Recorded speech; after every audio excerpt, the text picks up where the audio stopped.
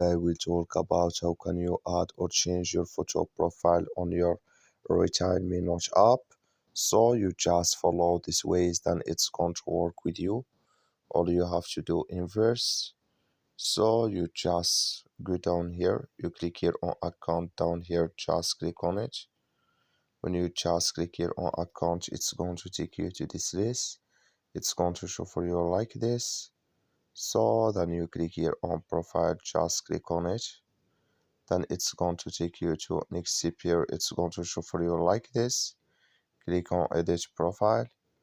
So then you come to next step here. It's going to show for you like this. You click here on update photo.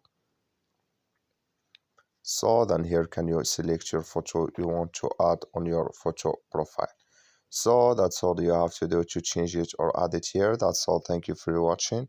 Don't forget to support us by liking and subscribe.